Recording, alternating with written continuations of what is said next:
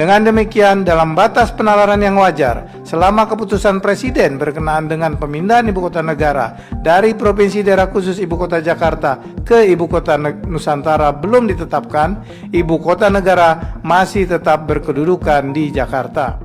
Akhirnya Hakim MK bersuara menyatakan bahwa ibu kota negara Indonesia masih tetap di Jakarta, bukan di IKN.